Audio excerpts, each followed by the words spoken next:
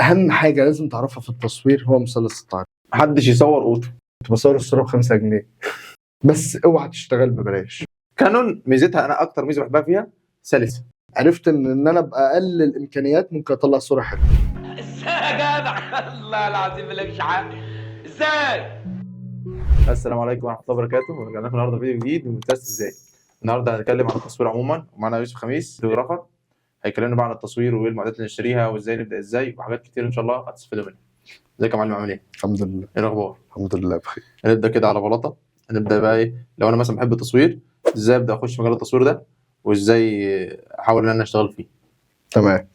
بص، كل بدايه ليها القصه بتاعتها وليها الحكايه بتاعتها. حلو. فهي مش رول، فاهمني يا احمد؟ مش هيبقى قوانين هنمشي عليها ونبدا. حلو. هو كل واحد مثلا ليه شغف، في اللي بيبقى واخد الموضوع كاستثمار، واخد الموضوع كهوايه، فبيبدا يخش فيه بعد كده شغل.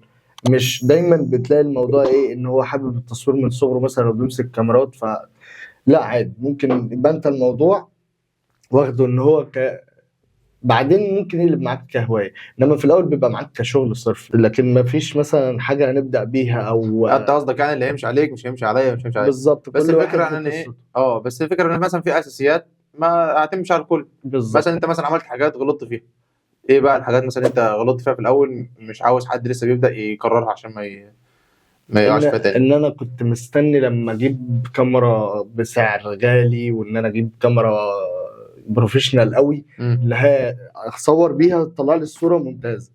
بس لما اتعلمت وبقى الموضوع فيه علم، عرفت ان انا باقل الامكانيات ممكن اطلع صوره حلوه بالعلم بتاع التصوير. ايوه. لان الموضوع في الاول كان معايا ان انا معتمد ان الكاميرا دي غاليه فشخ وامكانياتها غاليه فشخ، فاهم؟ فهتطلع لي الصوره طرش ان انا بقى ايه كده مصور فشيخ. انما لما عرفت ان في اضاءه ممكن تهتم بيها، في ايديت ممكن تحسن من الصوره بتاعتك، لا الموضوع ان انت باقل بادجت معاك ممكن تطلع صوره يعني استثمر في نفسي يعني. في العلم بتاعك انت الاول. طب بمناسبه بقى التصوير والكاميرات، ايه بقى احسن كاميرا ممكن اشتريها وايه احسن انواع ممكن ادخل فيها؟ يعني انا مثلا لسه ما اعرفش حاجه، اجيب كاميرا سوني ولا كانون ولا نيكون مثلا؟ خلينا نقول ان هم زي بعض، بس فئاتهم السعريه مش زي بعض. يعني في شركه بتحدد اسعار لينساتها وكاميراتها بقى مختلفه عن كل شركه. يعني كانون مش زي سوني مش زي نيكون، الثلاثه مختلفين في الاسعار، لكن الثلاثه بيدوا لك نفس الحاجه. يعني مثلا قصدك ان كل كاميرا في الفئه السعريه بتاعتها، يعني الفئه السعريه مثلا 50,000 في السوني هتديك نفس الجوده، 50,000 في الكانون هتديك نفس الجوده، و50,000 في بالظبط. انت مش هتلاقي الموضوع متلاحظ معاك غير في فئات بقى الفلاج شيب والحاجات اللي هي المعديه، فاهم؟ انما في الحاجات اللي هي الفئه المتوسطه اللي احنا اصلا بنتعامل بيها دي ممكن تلاقي فيها الثلاثه زي بعض، هي دي بس ممكن تلاقي بقى ايه فيوتشر مثلا موجود هنا متشال من هنا. يعني مثلا الشاشه مثلا بتلف في الشاشه تاتش، الشاشه مش عارف ايه مش موجوده في كانون في نفس الفئه السعريه، قصدي مش هتلاقيها موجوده في الثانيه. وكل شركه ليها بقى ايه الحاجات اللي بتميز بيها الباديهات بتاعتها. يعني مثلا عندك نيكون فيها بتديك الصوره شارب، بتدي لك شارب مش موجود في اي بادي. ايه بقى النيكون؟ عمر ما حبيت النيكون الوانها في الشلاحات خالص، وفيديوها في الشلاحتين. الفيديو بتاعها برضو مش احسن حاجه. ما هي نازله لفئه المصورين الفوتو بس. تمام. كانون هنقول ان هي ممكن بتساعد الاثنين، بس الاكتر بتهتم بالالوان ما بتهتمش بالشرب. دي ممكن اي مصور يلاحظها، فاهم؟ بس تعوضها مثلا بعدسه شارب بقى. بالظبط. ممكن بقى ايه تلاقي سوني بتحل لك المعادله بين الثلاثه، بتدي لك الاثنين الشرب والالوان، تمام، وبتهتم برضو معاك بالفيديو. دي عن نفسي حبيت سوني عشان كده. لا يعني انت مثلا انت ايه، انا مثلا استخدمت سوني واستخدمت كانون. انا بالنسبه لي سوني. بس انت استخدمت كانون ايه بقى في انهي فئه؟ لا حتى كانون في فئه السوني. كانون ميزتها، انا اكتر ميزه بحبها فيها سلسه. ما انا معاك، سلسه جدا في التعامل. وبعدين ايه، زي عارف عربيه فيرنا كل قطعه غيرها في كل حته. يلا لا اللي هو عاوز عدسه تمام مليانه، عاوز فلاش تريجر تمام. انما سوني احنا بقى لنا عايزين نجيب عدسه سوني مش عارف ايه، وكل ما نجمع فلوسه ايوه غاليه قوي، هي عدستها غاليه فعلا. بس يا اسطى المعادله اللي بتديها لك سوني ان هي رابطه بين الصور والفيديوهات ما مش موجود. يعني انت لاحظت ده في كانون مثلا مش لا. هتلاقيه. الاستابلايزر بتاع السنسور اللي هو اللي انت بتصور بيه فيديو، تلاقي الفيديو مانع الاهتزاز بتاعه ايه، بيبقى كويس معاك شويه، مش موجود في كانون ولا في نيكون. طب خلاص احنا دلوقتي هنفرض احنا خلاص احنا اشترينا الكاميرا، تمام. ازاي بقى ابدا اتعلم ايديت، وازاي ايه البرامج اللي انا المفروض اتعلم بيها؟ انا خلاص انا هاخد دي شغلانه، فانا عاوز بقى ايه ابقى بروفيشنال فيها، ازاي بقى ابدا في الموضوع ده؟ تمام. ما دخلت الموضوع كاستثمار بقى وخلاص نويت ان انت تتعامل فيه بشكل احترافي اكتر مما انت كنت بتتعلم. اكيد وانت بتتعلم هتلاقي ان الدنيا مش احسن حاجه معاك. تلوش. عمال بقى يتخبط هنا، ده مش مظبوطه، اعدادات متبهدله. فلما هتيجي مثلا تاخد الموضوع بشكل احترافي وكشغل بقى، خلاص انت دخلت في الموضوع بجد، هتلاقي نفسك انت اصلا كده كل الاتجاهات مودياك لللايت روم. كل الاتجاهات بتؤدي الى روما، كل الاتجاهات بتؤدي الى اللايت روم، فاهم؟ هيسحب بقى معاك حاجات كتير اللايت روم، وبحكم شغلك برضه. يعني هو انت مش هتلاقي نفسك ايه فتحت لايت روم لازم تتعلم معاه برنامج تاني، لا انت الشغل هيطلب منك بعد كده فيديوهات، هتلاقي نفسك رايح للبريمير، افتر افكت، هتلاقي نفسك ايه داخل في كذا حاره كده. بس اكتر اتنين هتستخدمهم في الاول ولازم تتعلمهم هما اللايت روم وفوتوشوب. ممكن اسال سؤال؟ لايت روم ولا كواتشر وان؟ انا ما اعرفش ايه البرنامج ده اصلا. لا كواتشر وان حلو، بس ممكن ناس ما بتحبوش هنا في مصر عشان هو معقد. نفس الفكره بتاعت بس سوني. الميزه بتاعت يعني بالنسبه لي مش عارف ايه البرنامج اللي انت بتاع ده، بس انت مثلا لو اشتريت باكج بتاعت ادوبي هيديك بقى لايت روم وفوتوشوب وادوبي بريمير وهيديك كل الادوبي، وفي وهيفتح سورسات لك يا بقى. وبعدين يوسف، الاي اي في الحاجات دلوقتي بقى جامد يعني. في سورسات فوجي وفي كذا باديهات تانية اصلا غير بقى الثلاث فوجي ماركات الفوجي. غالي جدا انا بتريق. ايوه السورسات دي اليوزرز بتاعهم بيستخدموا كواتشر وان، لان ده السورس بيطلع هو فاهم رايح للبرامج دي، مش هيمشي مع اللايت روم خالص. فهو عشان كده معقد برضو شويه، لان الكاميرات دي معقده اكتر من اللي معاه. طب انا دلوقتي مثلا معايا مبلغ، ازاي بقى احدد اولوياتي؟ يعني انا مثلا دلوقتي نويت ان انا اشتغل، عاوز اجيب مثلا عدسه واضاءه وروت ميموري فلاش تريجر وبطاريات تمام. وشواحن، ازاي احدد اولوياتي بقى؟ بص، اول حاجه بسم الله الرحمن الرحيم، لازم يبقى فيه الاساس زي ما بيقولوا كده ايه البادي، تمام، اللي هو الخرسانه اللي هتبني عليها البيت. حلو. اللي هو البادي اللي هيبقى معاك. انت هتشوف انت هتختار انهي شركه في الثلاثه، انت حاسس ان انت مرتاح لانهي واحده فيهم. ما اقدرش اقول لك اختار كذا او اختار الشركه الفلانيه، مش هقدر احددها لك، لان دي هتبقى على حسب استخدامك انت الشخصي ليها وتبع شغلك ايه، يعني في مجال ايه، وشغلك الاساسي هيبقى رايح فين برضه. طب فاهم؟ يعني ايه، هنرجع للسؤال ده تاني، بس طالما احنا دخلنا الحته دي، ازاي مثلا احدد المجال اللي عايز اشتغل فيه، ان كان مثلا افراح او منتجات او مثلا موديل مثلا؟ انت لازم اول ما تقول بسم الله الرحمن الرحيم انا بدات تصوير وعايز اصور، ما ينفعش تحشر نفسك في حته واحده. الوش خش تعامل، حتى لو بص في حد عايز يصور مثلا محل ورد وكده، خش صور. ممكن انت تعمل ده بشكل عفوي منك او بدائي، اللي هو مثلا تعرض انت انا حابب ان انا اصور لكم، وده هيبقى حاجه هتفيد شغلي واكيد هتفيد شغلكم برضو، هتستخدموها كتسويق، ومنها ان انا هتعلم هاخد خبره برضو. فانت ممكن تبادر انت وتنزل تسال الناس حابين نعمل كذا، عندي افكار عندي حاجات. وممكن بقى انت بقى وانت بتجرب الحاجات دي هتصور كل المجالات. يعني انا مثلا صورت موديل وصورت برودكت وصورت ويدنج وصورت كل الحاجات دي، ومش عارف لسه حاسس ان انا تايه.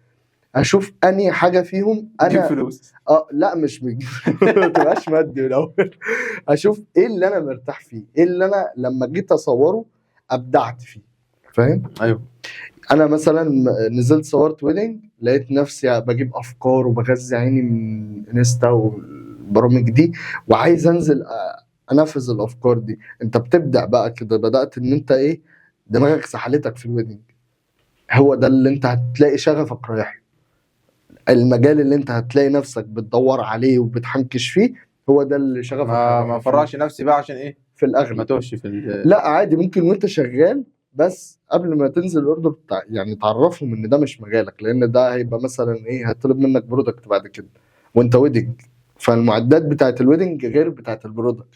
هتمشي معاك الدنيا بس مش هتديك احسن هتمشي quality. الدنيا واشتغل عادي، بس ما تقولش ان انا ايه ده الكينج الشغلانه والحاجات دي. بابا جال بابا المجال. استرات الانستجرام بقى. رد على الاخصام. نرجع بقى للاولويات بتاعه العده. انا مثلا هنفرض انا جبت البادي دلوقتي مثلا، ومثلا جبت عدسه مثلا 50، معايا فلوس كمان، ربنا كرمني بفلوس، اجيب اضاءه ولا مثلا اجيب عدسه جديده؟ اول حاجه خالص لازم تبتدي بيها ان انت تبني على اساس، فالاساس بتاعك هيبقى البودي اللي هو الكاميرا. تمام. الكاميرا بيبقى ليها جزء منفصل اللي هو بيبقى اللينس. ده في ناس مفكره ان بيبقى اللينس ده بيجي معاها او هي اصلا جواها لينس، فاهم؟ لا، دي البودي ده بيبقى جزء كده اسمه، فاهم، جسم خارج يعني ملوش اللي هي دي اي بس. حاجه. بودي بس. أيوة. ما فيهوش بقى عدسه، ما فيهوش عده اضاءه، ما فيهوش اي حاجه. خد او مش بيهم العدسه والكاميرا. ده البودي اهو. يعني هنقول ان ده البودي كده من غير اللينس، فاهم؟ ده اللي انت هتشتريه او اللي هيبقى معاك، ايه، فاهم، أيوة. طول الوقت. اللينس ده بيبقى جزء خارجي بتشتريه برضه. حتى برضو الكاميرات اللي بيجي معاها الكيت لينس بتاعتها بتكون مش افضل حاجه. ما تستخدمهاش، مش هتبقى لا هي ليها استخدامها، بس مش هتعرف تطلع بيها شغل يا احمد، فاهم؟ فتحت عدسه 7. 7 وارقام غريبه. ماشي. فتستثمر في الاول، استثمر في بودي محترم يدي لك الخدمات اللي ممكن تحدد بها مجالك في طب اي بالنسبه حاجه للبادي من اللي مثلا، موجود. لو انا لسه هبدا اشتري جديد ولا مستعمل؟ والله مش هتفرق، بس ما تحشرش لا نفسك. بس هتفرق. يعني انا مثلا معايا 50,000 دول يجيبوا لي مثلا يجيبوا لي ار بي جديده، بس مثلا ممكن يجيبوا لي ار مستعمله مثلا حاله كويسه. يعني شفت انت قلت ايه؟ او ممكن تجيب لك ار بي جديده وار مستعمله، صح؟ انهي احسن؟ الار. فانت ممكن تجيب يوزد يعني، فاهم؟ لا بس هو الفكره بقى ايه، ان انا في ناس بتخاف من الار، بتخاف قصدي من اليوزد. من اليوزد. ما انت ما تشتريش من اي حد يعني. لازم قبل ما تشتري يوزد تكون شاري من مكان موثوق منه على الأقل. وبعد ما تشتري تكشف على حاجتك، تكشف عليها مسمار يعني كل حاجه، وتصور بيها وتشوف هي عدى كام شطر، وتشوف البادي كله هيئته عامله ازاي، حالته عامله ايه. تشوف الكلام ده كله، تكشف عليه. لقيته تمام اعتمد، ما لقيتوش تمام ولقيت فيه لعب في حاجه، ابعد عنها خالص، ما تشتريهاش اصلا. حتى لو كانت كاميرا غاليه ونازله لك بسعر اللي هو ما فيش منه تاني، ابعد عنها، ما تشتريهاش، هتطلع عينك. وممكن في اوردرات كمان لا قدر الله تعطل لك شغلك، ويبقى انت واخد بقى ديبوزيت للشغل ده وتدفع، تلاقي نفسك لابس في حيطه. فاحنا دلوقتي جبت الكاميرا وعرفت اجيب العدسات ايه وايه اولوياتي، وعرفت البرامج اللي هشتغل عليها زي الفل. ايه هي بقى اساسيات التصوير، وازاي بقى يا معلم اشتغل عليها واخلي ايدي تاخد فيها؟ بص، حتى لو انت هتبتدي تصور بموبايل ومش متاح معاك البادي مثلا، ومش معاك فلوس تجيب بادي، اهم حاجه لازم تعرفها في التصوير هو مثلث التعريض. ده اللي احنا بنفضل نشرحه للناس، ونقول يا جماعه الايزو اهتموا بالشطر، اهتموا بفتحه العدسه. لا واحده واحده بقى، قول لي هم دول. مثلث التعريض هو بيتكون من 3 حاجات: شطر، فتحه عدسه، ايزو. دول اساسيات اي كاميرا هتمسكها في حياتك. موبايل، كاميرا بروفيشنال، كاميرا سينمائيه، كاميرا فيديو، بس اي ال3 حاجات دول موجودين في اي كاميرا. تمام. لان هم دول اللي بياخدوا لك، اللي بيسجلوا لك الصوره بتاعتك اصلا، فاهمني؟ فانت لازم تتعلم الحاجات دي الاول، هي دي الاساسيات بقى. ده الف ب تصوير. اتعلم ال3 حاجات دول، اتعلمتهم وعرفت وظائفهم وبيعملوا ايه، خلاص بقى ممكن اتعامل بالموبايل عادي اصور. مش الموضوع مش هستوقف بس على ايه، على التكوينات والقوانين. بس انا عايز اقول حاجه، محدش يصور اوتو. انا فضلت سنه اصور اوتو، لما اشتغلت مانوال فرق السما والارض. 15 يوم اوتو. انا اشتغلت اوتو ده لما اتحلبت. حصل. هو التصوير الاوتو اصلا ما بيديلكش افضل امكانيات او افضل حاجه من البادي. نويز للصبح، هتلاقي بص بلاوي طالعه لك.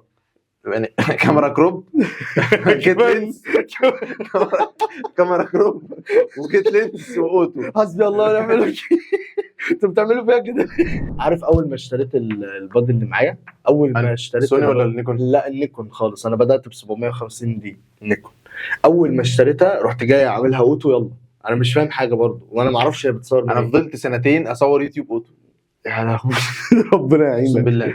لا يا اسطى الاوتو ما بيديش احسن، يعني انت بيبقى معاك امكانيات انت ممكن بالمانوال تظبطها تطلع افجر حاجه، الاوتو هيحجمك شويه هيخليك هو بيديك حاجه مناسبه للي انت واقف فيها. بالظبط اقرب حاجه. وبعدين في حاجه بقى، الاوتو مثلا هفرض انا بصور بالنهار، تمام الاوتو عمال لو فيديو مثلا الاوتو عمال يروح ويجي معايا، فالاضاءه عماله تختلف. لما باجي بقى اشتغل في الايديت مثلا هفرض انا بصور فيديو، لو جيت اعمل مثلا ادجستمنت لاير عليهم كلهم، تمام بتلاقي بقى الاضاءه والالوان رايحه جايه سؤال الفل. حصل. هتحتاج ان انت كل شوت تعمل له تظبط الوان وتعدل اضاءه لوحده. مختلفه والوان مختلفه أيوة. عن كل شوت. انما مثلا لو انت بتصور في مكان بالليل والاضاءه ثابته، خلاص هتعمل ادجستمنت خلاص بقى انت حافظ دماغك وحافظ اعداداتك، خلاص انت اعتمدت. طيب الاحسن بما ان طبعا احنا دخلنا الحته دي، الاحسن انا اصور واعمل اديت ولا اصور واخلي حد يعمل اديت؟ بص الاريح ان حد يعمل لك كده. الاكسب لا مش الاكسب، ما تاخدهاش من الماديه، مش كل حاجه الماديه، انت ممكن تزود سعر البادجت بتاع الايديت وتضيف على سعر التصوير عادي، ده ما فيهاش مشكله. انما انا بشوف ان كل واحد يروح في حتته احسن. ده مؤخرا، انا كنت زمان انا بعمل الايديت بتاعي، مؤخرا بقيت اخلي حد يشتغل. فاهم ليه بقى؟ انا ممكن يطلب مني بروجكت تصوير، ابقى انا مثلا مسحول في ايديت بروجكت معين، فلا هو بيتعمل تمام ولما هيخلص هيتسلم وانا بصور زي ما انا كل وظيفتي ان انا اصور بس. فده هينتج معاك اكتر وهتلاقي نفسك بتطلع شغل احسن، لان انت دماغك مركز بتبقى في حتة مسحوله بقى. طب اهتم بقى بمذاكره الايديت دلوقتي ولا بالتصوير ولا بتصوير الفيديو، ولا هتتشتت، هتلاقي نفسك عمال تروح في كذا اتجاه. فانت حدد شغلك الاول كده، مش لازم في البدايه تشتغل مع حد، مش لازم تخلي حد يعملك كده، انما فيما بعد انا بتكلم في مرحله الاحتراف هتلاقي نفسك انت مش عايز تقعد على الجهاز اصلا. ازاي احدد الالوان اللي انا اشتغل بيها والايديت اللي انا اشتغل بيه؟ مثلا في ارسام جم مثلا اشتغل لهم مثلا الوان باهته، اشتغل الوان طبيعيه، اشتغل مثلا ازاي بقى امشيها بص ازاي؟ مفيش حاجه اسمها الوان باهته والوان لمعه وحاجات اللي الارسام بيقولها لك ايوه هنا اصل دي انا مش ممكن موجودة اقول لك أصلاً. لا. انت مثلا ممكن تعمل ايديت لصور مثلا انا شايفها باهته، انت مثلا ده مثلا ايه شغل معين وذوق معين وبريسيت معين انت شغال بيه. تمام في حد تاني مش هيفرق معاه ده اسمه بريسيت ولا لاتس ولا مش فارق معاه. انا بالنسبه لي المنظر العام. انت مثلا الصورة سحبت عامل لي إزاي؟ الالوان، مثلا الاخضر عملته اخضر سحبت منه اللون الاخضر، مثلا البحر ازرق مثلا سحبت منه اللون الازرق، فهو بالنسبه له اللون ده فاتحه. فاقع يعني كده. في ناس بتديهم صور ابيض واسود يقول لك الصوره مش- باهته، ايوه تديهم صور الوان يقول لك الصوره ملمعه. فاللي هو ايه ازاي بقى تمسك العصايه من النص؟ بص هو انت في زي ما في قوانين للتصوير في قوانين للايديت برضه. حلو. انت في حاجات بتمشي عليها في الايديت، مع كل لاير بتمسكه كده بتهتم بالتفاصيل بتاعته وان انت ما تودهوش في داهيه. يعني مثلا في عندك الهيستوجرام، بحط صورته اصلا، انستجرام ايه؟ الهيستوجرام اللي في اللايت روم. اسمه ايه؟ الهيستوجرام انا سمعت الانستجرام فهو ايه حط لا صورتين. هيستوجرام اللي هو ماشي اللي هو الهرم ده. الاكسبلوجر ايوه اللي واللايت بيحدد والبلاك لك والوايت. المناطق اللي فيها الشادوهات واللايت، فانت دايما بتبقى عينك عليه، هو ملوش استخدام بس انت بيخليك تتابع صورتك رايحه فين. طب انا شفت واحد قال حاجه في فيديو، قال ايه؟ انا اول حاجه بمسكها في الصوره اروح اعملها اوتو، كل واحد ليه واروح بص استنى بس الفكره عجبتني، اروح اعملها اوتو اشوف البرنامج قراها ازاي. الاي اي عملها ازاي. اللي هو مثلا لا الصوره دي هايلايت عاليه فهو قال الهايلايت، ممكن تعمل كده بعد كده الغي اعمل كنترول زد وارجع، بتعمل بعد كده ايه اشتغل انا بقى. بس انا ببقى عارف انا ايه هبدا بلاكات الاول ولا هايلايت الاول ولا ابدا اكسبلوجر، هبدا منين يعني. بص هو ليها اللايت روم ليه ترتيب للقوائم بتاعته في ان انت تبدا تشتغل في انهي حاجه. انا واخدهم بالترتيب، يعني انا بظبط الاضاءه بعد كده بظبط اسمه ايه اللي تحت الاضاءه البلاكات على طول اسمه ايه وايت. لا مش ده، القايمه اللي تحتها اصلا على طول اسمها ايه اللي تحت البلاكات بتاعت الوايت بالانس اللي تحت بقى الوايت بالانس دي اول حاجه اللي هي بتعلي الجوده دي اللي هي اسمها. لا مش قصدي على دي بتاعت امال انا قصدي على اللي Color بيبقى grading؟ فيها مش الكلر اللي هو اللي بتعملها اس دي ايوه اسمها اللي فيها يا اسطى خط كده رسم بياني، اللي هي برضه اللي فيها الهايلايت والشادوهات بفضل امسكهم مش كده فاكر اسمها اظبط بلاكات، بعد كده اظبط الاضاءه بتاعتهم تاني من القايمه دي، من قايمه مش عارف البلاكات خالص. التانيه دي. لا ده اهم حاجه. لا بشتغل اللي فوق.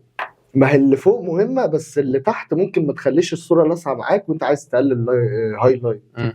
يعني انت ممكن تقلل هايلايت من البلاكات الاساسيه وتنزل تحت تخليها مش لاسعه قوي، يعني فاهم؟ ايوه اطفيها شويه. بالظبط، او تقلل من اللي تحت اصلا. بعد كده بخش بقى على الالوان نفسها، بشوف انهي لون اللي انا عايزه وبحدده، عايزه يبقى ظاهر معايا في الصوره، ايه اللون اللي انا عايز اخفيه، ايه اللون اللي عايز. بلعب على الالوان. بعد كده بخش بقى على الكلر جريدين والحاجات دي كلها بقى بالترتيب كده، اخدهم واحده واحده. مم. ده الايديت بتاعنا، اللي هو ممكن ما اشتغلش بريستات واشتغل بايديت مانوال، اعمل كده. حتى بريستات، انت لو معاك بريستات جامده برضه هتحتاج تشتغل فيها، يعني المفروض هتشتغل تبقى فيها. فاهم ايه اعلي ايه اوطي لازم ايه. تبقى فاهم مش يعني بريست ايه، هيمشي على كل الشغل معاك. يعني ايه اضاءه ويعني ايه تلوين ويعني ايه الكلام ده كله، عشان حتى لو اشتريت الوان جاهزه لازم تقدر تعدل بيها عشان تبقى لايقه مع شغلك ومع مكانك. لان هو مش هيديك بريست جاهز لمكانك ولعرسانك، هو هيدي لك الوان جاهزه بس محتاجه تتعدل على ظروفك، أيوة. على ظروف عرسانك، على ظروف اضاءتك، وعلى ظروف كاميرتك برضه. كل سورس بيختلف. نرجع بس ايه لاساسيات التصوير عشان احنا ما اتكلمناش، يعني ما اديناش حقها. احنا قلنا اهم حاجه بالنسبه لنا في التصوير مثلث التعريض. تمام. قول لنا بقى يا معلم ايه بقى مثلث التعريض وفنطها بقى. ماشي. انت اول ما هتمسك البادي بتاعك اللي هتقرر ان انت هتبقى بقى مستخدم لانهي شركه من الثلاثه، هو في 3 شركات، انت هتقرر هتبقى مع انهي شركه. هتلاقي فيها كل اللي انا هقوله ده: الشطر، فتحه العدسه، والايزو. ال3 حاجات دول اهم 3 حاجات لازم تهتم بيهم عشان صورتك تلاقيها طالعه بشكل احترافي، وبرضه تاخد منها اجمد حاجه من الشركه اللي انت معاها، يعني سواء انت كنت كانون او سوني او نيكون. بالظبط. اول حاجه الشطر، وهي وظيفته ليه وظيفتين، وهي تجميد الصوره وتبطئها واضاءه الصوره. تمام. تاني حاجه وهي فتحه العدسه، وهي البلور بتاع الصوره او عزل العنصر عن الصوره او الخلفيه بتاعته. والتاني حاجه وهي الاضاءه. الايزو تالت حاجه الايزو، وهي الاضاءه بس، ملوش اي استخدام غير في الاضاءه، وملوش اي وظيفه غير ان هو بيهتم بالاضاءه بتاعت الصوره. بيدي اضاءه للصوره ازاي؟ من حاجه اللي هو ما فيش كده، هو بيبقى عامل زي كهرباء فيك للسنسور بتاعك، بيضرب كده شبه شفت الولاعه؟ عارف انت بتاع تقوم جايه لاسعه كده اللي بتكهرب دي حاجه شبهها، مش يعني دي حاجه شبهها بس موجوده في السنسور بتاع الكاميرا من جوه، بيضرب اضاءه للصوره عشان تنور معاك بس. ولما بعليه بيحصل ايه ولا اللي بيحصل ايه؟ لما بتعليه عن حد معين، كل كاميرا وليها رقم النيجاتيف بتاعها. كل ما زادت عن الحد ده، يعني مثال عن 1000 مثلا، هتلاقي معاك نقط سودا او بيضة ظهرت في الصورة بتاعتك في اماكن اللي فيها شادوهات، اللي هي فيها ضلمه. لما تقل طبعا الصورة هتضل. فده طبعا لازم تدرس العلاقة بينهم كلهم تبقى عاملة ازاي عشان تقدر تحدد بقى رقم ده كام ورقم ده. ماشي. هنتكلم بقى ايه عن الشطر لوحده. انت الشطر دلوقتي بيتكون من ايه؟ من حاجتين. يعني الشطر بيتحكم في حاجتين، بيتحكم في سرعة لقطة الصورة وفي الإضاءة بتاعت الصورة. أنا دلوقتي هو 1/100، لما بعليه بيحصل إيه؟ 1 على الرقم، يعني 1 على الرقم. لما بعليه بيحصل إيه؟ ولما بقلله بيحصل إيه؟ أنا كنت في كورس قبل كده وقلت للشباب إن هو مثلوه دايما ستار بالستارة اللي هي اللي قدام البلكونة. لو فتحت الستارة دي جامد وقفلتها ايه اللي هيحصل؟ هتلاقي الدنيا ما تعبتش بالإضاءة ان انت تشوف العناصر اللي موجودة في المكان ده. طيب لو قفلته بالراحة وفتحته بالراحة، هتلاقي انت عينك اصلا اوريدي شافت الحاجات بإريحية. بس لو في هزة هيلقطها. ولو هي بالظبط على حسب انت عاوز ايه بقى. على حسب برضو انت سرعت الحركة كده، فهي قلت الإضاءة بس جمدت العنصر. يعني هو الفكرة دلوقتي احنا دلوقتي مثلا معانا ايه لعيبة مثلا في ماتش، معانا واحد بيلعب في ماتش، فانا محتاج القطه بسرعه، هو بيجري بسرعه، محتاج القطه بسرعه، فخلاص انا هظبط اضاءتي والشطر بقى هتلاقي نفسك رافعه بقى 1 على 1000 ولا 1 على 1200 عشان على تقدر تسجل الحركه تلقط حركه بسرعه. انما انت بقى مثلا لو بتصور زي الصور اللي هي بتاعت المترو دي، اللي هو المترو معدي وانت عاوز تجيب حركته اصلا بس مثبت نفسك، خلاص بتقلل الشطر مثلا، هتلاقي ايه المترو كانه ماشي والاضاءه عليه عشان ايه قفل بالراحه وفتح بالراحه، فبعد كده ايه خد حركه المترو وهو ماشي. فبتختلف من كل واحده للتانيه يعني. وفتحت العدسه بقى، كمل انت فتحت العدسه. على حسب بقى انت عايز ايه برضو، عايز كل العناصر اللي موجوده في الصوره تبان وتظهر معاك، ولا عايز تعزلها عن الخلفيه؟ يعني هي دي برضو وظيفه فتحه العدسه. كل ما الرقم هيزيد معاك، كل ما انت فتحت عين العدسه او فتحت عينك، هتلاقي عينك مركزه على عنصر واحد. كل ما ضيقتها هتلاقي الدنيا ايه بتركز معاك على كل حاجه موجوده. حتى انت لو جربت تعمل كده بعينك برضو، هتلاقي ان الدنيا ايه مش هتلاقي ان الدنيا واضحه قدامك اكتر. لو فتحت عينك قوي كده ومثلا جبت صباعك وركزت عليه، هتلاقي ان انت شايف صباعك بس فوكس، وكل اللي وراه في ايوه غلوشه كده. ايوه صح. وبرضه حددنا الاضاءه او ضربنا مثال بالاضاءه عليها، اللي هي زي مثلا شباك في اوضه. الشباك ده كل ما كان صغير هيدخل اضاءه صغيره، مش هتلحق تشوف بيه حاجه في الاوضه اللي موجوده. انما لو كبرت الشباك ده هتشوف كل العناصر بوضوح. دلوقتي بقى يا معلم انا خلاص ايه عرفت انا اصور ازاي ومش ازاي. انا دلوقتي في سيشن، ايه الحاجات اللي خلي بالي منها؟ وانت بتصور يعني ولا قبل ما تروح؟ عموما بقى انا النهارده عندي سيشن مثلا، عندي سيشن تصوير عرسان مثلا، تمام، هقول لهم يخلي بالهم من ايه وانا اخلي بالي من ايه. ماشي. انت الاول بتقعد مع العرسان ده في اي ديل بقى، في اي اتفاق، في اي حاجه، هتقعد معاه تشوف هو عايز يعمل ايه. حلو. تمام. هل ده في البادجت اللي هو متفق عليها فيها يعني موجود فيه، ولا بره؟ عشان برضو تعرف انت هتشتغل ازاي ولا هتعمل ايه. بص، بيبقى زي ايه، ميتنج كده، بتقابل العرسان العريس والعروسه، وبتشوف برضو دماغهم رايحه فين، بتشوف ذوقهم عايز ايه، عايزين يعملوا ايه. حلو. كل الكلام ده مهم ليك انت كمصور قبلهم. حلو. تمام.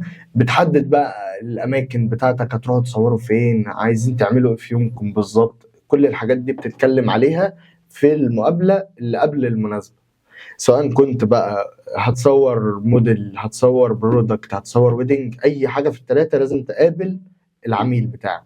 فيا اسطى طبعا الحاجات دي قبل الشغل او قبل ما تطلع تشتغل دي لازم تعملها.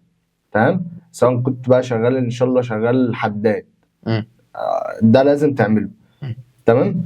وقت بقى ما هتيجي تصور، في حاجات لازم تخلي بالك منها قبل اصلا ما تروح، زي بطارياتك، تتشيك على كروتك، تتشيك على البادي بتاعك حالته تمام، اللينس شغال تمام، عشان مفيش حاجه تقع فيها وانت في الشغل تحرجك كل حاجه، بحيث انت وقت التصوير يبقى التصوير بس كده. احنا رتبناها قبل البتاع. انا خلاص بقى، انا رحت السيشن، رحت المكان اصور فيه، انا عارف انا هصور، عارف انا هعمل ايه بقى الحاجات اللي اخلي بالي منها في اللوكيشن اللي انا هصور فيه، وازاي اتعامل بقى مع العرسان وكده.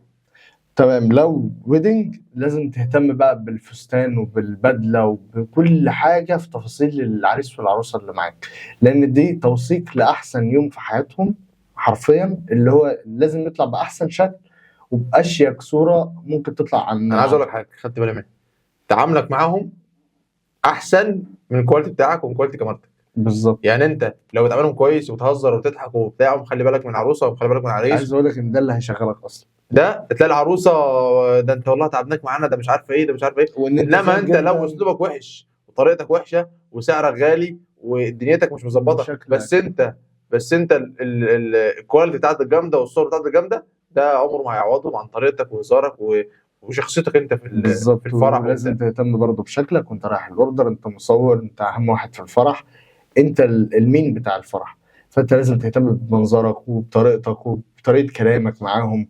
لازم تهتم. ممكن تلاقي مثلا ملحوظات في الفستان، ملحوظات في البدله، انت تعملها يعني، فاهم، وانت واقف كده. برضه في حاجه عايز اقولها للرسالة صراحه، بلاش نجيب عروسه لابسه فستان صك ونصه كده، وانت جايبه له فستان بايديله في اخر الشارع وعايز تصور صور زيها. ما هو اصلا العريس مش عارف يقرب منك، تصوري العريس كده وانت جايبه له صوره اصلا عاملين بعض كده، مش هيعرف يخش جوه في حجز في محيط هنا. كل الفساتين حلوه وكل العرسان حلوه، احنا اللي فينا غلط. ايوه صح. على فكره بقى، اليوم كله انت اللي بتشيل ليلته.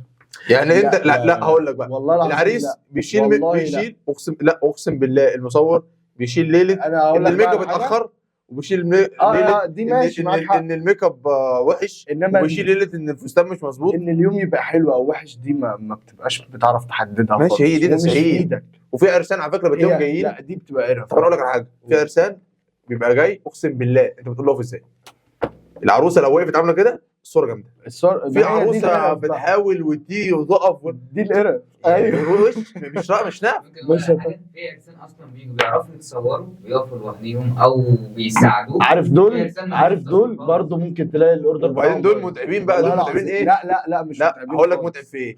بعد ما تخلص اصل الربش من عيني كان جاي كده سنة. اصل ودني كانت عامله كده. امتى هبدا اخد فلوس من التصوير، او امتى انا حاطط لنفسي مثلا انا خلاص اتعلمت بجيب كاميرا وبلوش امتى بقى ابدا انت كويس أحط ان انت نفسي. فتحت الموضوع ده عشان انا هحكي لك حكايه دلوقتي قسما بالله، يعني يعتبر مش كتير يعرفها بس هي حصلت هنا في الطور. في مصور هنا في الطور بدون ذكر اسماء جاب كاميرا، والله بجد ما بهزرش. أيوة. جاب كاميرا وجاب عده واشتغل كل الاوردرات اللي طلعها ببلاش حرفيا. النهارده هو من غير اي عده وباع عدته اصلا، باعها عرفت لانه ايه؟ فلس. طب انا اقول لك على حاجه، اشتغل كل اوردراته ببلاش حرفيا. انا السنه اللي فاتت 2024 طلع كام اوردر فري؟ اضرب رقم 20 هطلع 35 اوردر فري. مش بس هتعرف يا ابني. هي ميزه وعيب. في الاول ميزه ان انت بتتعلم، انت حاطط في دماغك ان انت تتعلم. يعني بص أقول فانا لك- هنزل مع مصور لا حلو، لا هقول هنزل لك مع على سكن. حاجه تنهي الحوار ده، مم. تنهي الجدل في المنطقه دي. ممكن تدي مثلا لنفسك مهله ان انت مثلا ممكن تشتغل 3 اوردرات دول يا عم فري اول ما تجيب الكاميرا ولا 3 اوردرات 3 اوردرات بالعدد تمام، وتشوف صورتك وتقارن ما بينهم. يعني اول اوردر اول صوره صورتها بالكاميرا زي تالت اوردر مثلا، فاهم؟ وتقارن ما بين الاثنين، لقيت نفسك اتحسنت وبقيت تمام وشغلك بادئ يتقارن بشغل ناس تانية في المجال، دوس حط سعر ليك وتعامل. انزل بقى ونزل شغلك عادي واصرف وبراحتك. بس اوعى تشتغل ببلاش بعد ما تتعلم، وبعد ما تشتغل اوعى تشتغل ببلاش. هو انا بقول لك ال 30 اوردر اللي انا طلعتهم ببلاش دول اكيد اثروا عليا في العده بتاعتي وفي الفلوس بتاعتي، الصراحه بس كمان على فادوني ان انا اتعلمت. اكيد 100% اول سيشن صورته، انا فاكر اول سيشن صورته بص هو كانت مفيش بتتابع حاجه، مضربيه. مفيش حاجه اسمها خساره. انت مش هتخسر، بس هتلاقي نفسك بتيجي على حساب عدتك، على بتيجي حساب على مجهودك حساب وحساب وقتك مجهودك انت وحساب حاجات كتير. البدني الشخص بتاعك انت، مم. تيجي على حساب وقتك، بتيجي على حساب حاجات كتير. هو مفيهوش خساره. هي ميزانيه بقى بالظبط. وزنها بقى. بص هو انت اصلا يعني انت حتى لو طلعت اوردر مثلا هتاخد فيه 1000 جنيه او 500 جنيه يا سيدي في الاول، طبعا اكنك ما خدتش حاجه. ما هو 500 جنيه النهارده ما بتعملش حاجه، فاهم؟ فانت ما فيش حاجه اسمها انا هخسر مثلا في الاوردر ده كام. دي مش خساره. انت اللي هتخسره او اللي فعلا هتستهلكه يعني هتخسر اللي هو الحاجات اللي قلت لك عليها، مجهودك عدتك، يعني الحاجات دي هتستهلكها، هتلاقي نفسك اهلكتها كده على الفاضي. أيوة فعلا. بس برضه هتتعلم، يعني في مقابل ان انت بتتعلم. ازاي بقى احدد سعر؟ ازاي احط سعر ليا؟ ازاي احدد سعري؟ ممكن تحدد سعرك على اساس الناس اللي موجوده حواليك. يعني مثلا انا اشوف انا مثلا لسه بادئ اهو تصوير، تمام؟ اشوف سين وصاد وفلان وفلان بينزلوا بكام، وانا لسه بادئ ابقى اقل منهم مثلا 1000 لا جنيه. بس هتفرق بالعدسه طبعا في مثلا. العده. ما انا بدي مثال، يعني انا ما لا، بقولش لازم ماشي. تعمل. يعني ماشي. بلاش لو انت مش عايز تسعر بالايجار مثلا وعايز تسعر بطريقه تانية، هتحدد بالشغل بتاع السوق اللي انت موجود فيه. ما تجيش مثلا تلاقي السوق اللي انت موجود فيه معظمه مثلا بيصوروا مثلا كام 10 15 17، انت بتصور ب 2000 جنيه، فاهم؟ فده غلط، ما تعملش كده. دي طريقه تسعير. الناس دي حددت سعرها وحددت سعر السوق وخلاص، يعني السعر بقى معروف، فانت ما تجيش تموته خالص. يعني ماشي، بص حتى لو كنت أنا بادئ لسه حلو. النهارده. انا شايف احسن طريقه. انا معايا دلوقتي مثلا هنفرض انا واحد برضو متوسط، مم. معايا كاميرا ومعايا عدسه ومعايا مثلا فلاش وهيد واوكتا مثلا وبطاريه وكارت ميموري وبتاع. كل العده بتاعتك مثلا ده ايجارها 500 فلقيت زي مثلا الفل. عده ايجار العده بتاعتي مثلا 2000 جنيه. بالظبط. حلو ماشي. انا مثلا بصرف مواصلات مثلا 200 جنيه، اكل وشرب مثلا 200 بتزود جنيه، بقى الكلام ده كله. مساعد بيجي معايا باخد له 200 300 جنيه. كده تمام. لو انا في شركه بتعمل لي ايديت مثلا هتاخد لها مثلا كذا، فانا مثلا لقيت ان الايديت بيحاسبه بالصوره على فكره. انا عارف مم. التكلفه مثلا بالنسبه لي 3000 جنيه. حلو، انا هاخد مكسب قد ايه؟ حاطط نفسي مكسب 1000 جنيه مثلا في السيشن، فخلاص ده حق تصوير وحق شغل، فخلاص يبقى انا مثلا سعر 4000 جنيه. بالظبط كده تمام. الموضوع مش تكه زرار يعني، فاهم؟ الموضوع كبير. انت ولا اللي هو اقل الصلاة على النبي انا هنزل الشغلانه دي اقل بخمسة اقل مثلا كاميرا أربعة. اقل كاميرا دلوقتي متوسطه هتمشي معاك الدنيا 50 60000، انت لسه ما عملتش اي حاجه. لسه ما جبتش عدسة. فالعرسان بقى في نقطه عايزين نوضحها، ان هو العرسان العريس ما عندوش مشكله يجيب بدله ب 3 4000، يجيب فستان ب 10 20000، يدفع ميك اب 10 15000. الناس دي كلها حقها يعني، الناس بتاع البدله وبتاع الفستان وبتاعه الميك اب مسعرين سعرهم على حسب المنتجات اللي هو جايبها وبيقدمها. الخدمه اللي بيقدمها. انت برضو المصور جايب كاميرا وبيستخدمها يوثق لك مش كل شاري. بقى الحاجات دي.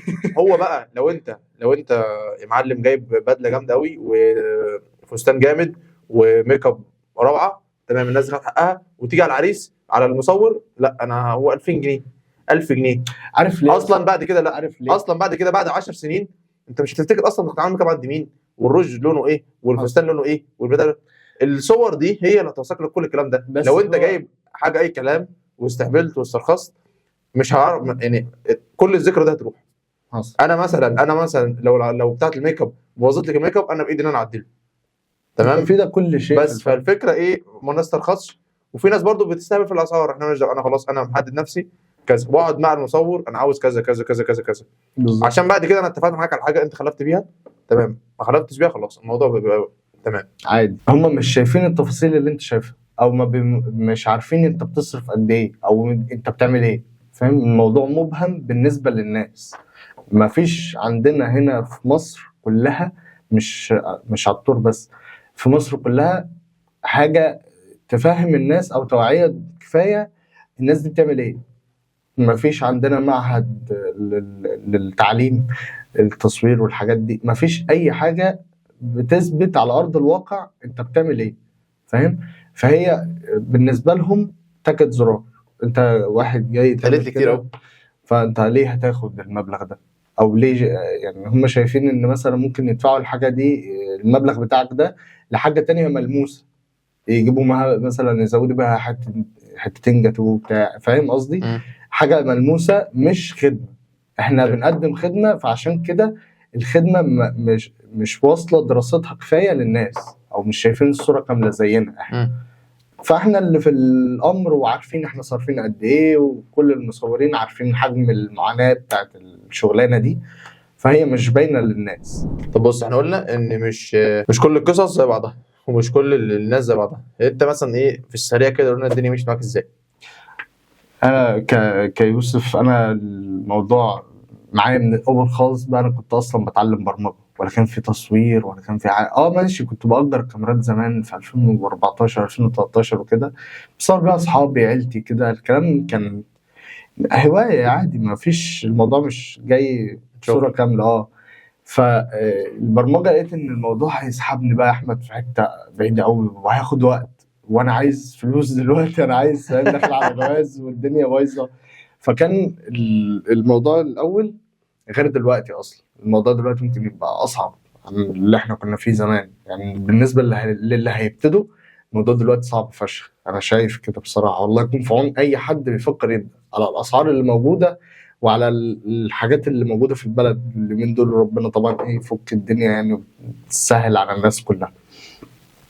فانا دورت على حاجه يبقى فيها ريسك قليل وفي نفس الوقت بتجيب.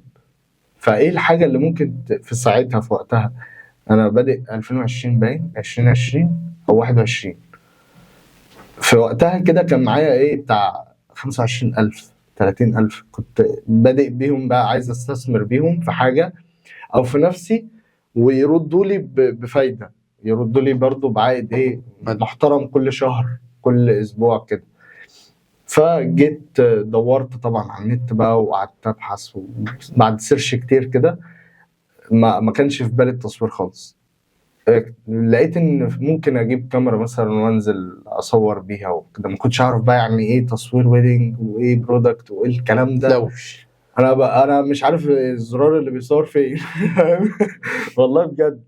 فجبت جبت الكاميرا، كان اول حاجه بدات بيها 750 دي نيكون، عليها بس انت لينس. بادئ ببادي كويس يعني. هو محترم جبار ال 750 بصراحه، وبشهد بيه لحد دلوقتي. انا يعني اللي حطينا على الطريق بصراحه، وبشهد له شافي، ربنا يبارك له يا رب، اخويا هو اللي حطني بقى على الطريق من اوله خالص. قال لي تبدا ازاي، 1 2 3. وطبعا الدنيا بقى ما كانتش لسه يوسف معروف، يوسف بيعمل ايه، يوسف الكلام ده كله. فكنت بنزل اصور في الشارع كده، كورنيش، على شارع الكورنيش. فدي بقى هنا اقول لك بقى الحته اللي هي بتاعت ليه ما تصورش ببلاش خالص. يجي مثلا حد كان انا خلاص اتعلمت بقى، وبقى في علم في راسي انت بتعمل ايه، علم التصوير بقى اتعلمت خلاص تمام. وبقيت ازاي اعرف اعمل صوره كويسه، اتعلم القوانين، استخدمها ازاي، الكلام ده كله. فكنت بنزل بقى على الكورنيش بطبق الكلام ده. كنت بصور الصوره ب5 جنيه. والله العظيم. فالحمد لله كنت بعمل يعني يوميه معايا انا كويسه، فاهم، اللي هو كني مثلا شغال بدل ما اشتغل في مطعم مثلا ولا حاجه. اجيب اكل واشرب يعني. اجيب مصاريف انا الشخصيه، بس انا مش عايز حاجه تاني، انا عايز اكفي نفسي. فكنت بنزل على الكورنيش كده، وخصوصا الاعياد بقى. الاعياد ده كان بيبقى تارجت. السيزون بتاعي خلاص بقى، ما كانش لسه فاهم، ما كانش فيه يوسف. فكنت بقى باخد الفلوس تمام. ومره في مره بدات اعمل علاقات من الشارع، من الكورنيش. بقى مثلا في واحد صورته مثلا هو وعيلته يطلبني في فرح بنت خالته، فرح مش عارف مين. فبدات بقى من هنا اشتغلت والحمد لله وربنا كرمني. بس ما تعرفتش برضو في الويدنج غير لما بدأت أطرقع بقى في الموديل. يعني مثلا ايه، اجيب مثلا حد من اصحابي وابتكر بقى في الإضاءة، افضل العب بقى، اجيب إضاءة زرقاء، إضاءة خضراء، مش عارف ايه، واطلع بقى اي حاجات من وراهم ونار احمد وبتاع. توفيق. بدأت بقى ايه اعمل حاجات كده. واهم حاجه صح، الحاجه دي كنت انساها خالص، لازم تغذي عينك، لازم. دي بص اللي هو مثلا البضاعه بتاعتك، نقدر نقول اللي انت مثلا لو فتح ماركت او كده، لازم بتجيب بضاعه عشان تبيعها. انت لازم تغذي عينك عشان تعرف تبيع افكارك. ما تسرقش، يعني مش سرقه، بس ممكن تصنفش تاخد يعني. لازم يعني تخلي عندك فكره. مثلا في فكره عجبتك مثلا، نفذها بس بطريقه مختلفه، بطريقتك انت، بشخصيتك انت، بستايلك انت، تمام. فانا بدات اخد بقى الافكار دي كلها، وطبعا كل ده الاجانب اللي بيعملوه مش في مصر. فبدات اتجه بقى انا وذوقي بستايلي مع الاجانب. فبقى يعني برضو ايه، تلاقي في فتره برضو كده ايه جيت فيها اتعرفت بمصور المنتخبات. كنت بهتم قوي بصور البنات المنتخبه، اقول لك يوسف مش اللي هو ايه منتخبه بيكروتها، لا بيهتم بيها. كان في ايه كرواتها قبل كده زمان، ايوه فاهم.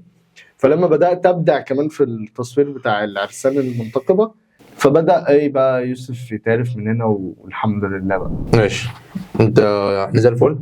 تسلم قوي على على انا المعلومات الرايقه. مبسوط والله بيك وانت ويوسف، وعملت والله شغل جامد قوي. وبس كده، وده الفيديو كان بتاع النهارده. فلو عجبك الفيديو انزل اشترك في القناه وفعل الجرس، وتابعنا على الفيس وانستجرام وتويتر وتيك توك، وهتلاقي الصفحات بتاعتنا تحت في الديسكربشن. وبس لو عندك اي بقى معلومه عن التصوير، او اي سؤال عن التصوير، او اي سؤال عن اي حاجه يخص التصوير والكاميرات والمعدات والحاجات دي، سيبوا لنا تحت في الكومنتات، وهنجمع شويه اسئله ونعمل عنها فيديو تاني. وبس كده. عاوز تقول حاجه؟ لا تمام، زي تمام. الفل. ضن ضن يا باشا. السلام عليكم. التصوير، بحب التصوير. يا هتعمل ازاي؟ اضحك يا يوسف. مش عارف اطلعك يا جدعان. تمام. وعرفنا ان نوع الشغل اللي احنا هنشتغل فيه. حاول تاني عشان كنت ورا قدام. انا رسمي وانت رسمي. حط رجلك انت. لا عايزين حط رجلك. نفك هات شويه. سيجاره يا ابني معلم ده. حسبي الله ونعم الوكيل. لازم تهتم بيا يا اسطى شويه يا اسطى. انت اهتم بالمج عشان ما ازعلكش. اهتم بالمج. ماشي. اعمل الصح. بودكاست ازاي يا جدع. فسوني ضيفهولك يلا كده يا حماد. شفت بس لما- انا شفت هحط لك لما ناحيه كنت تانية. بشتري الكاميرا بتاعتي وانا بفتح سنسور بقول لك يا اسطى السنسور بيرقص من جوه. في حاجه عماله تلعب جوه.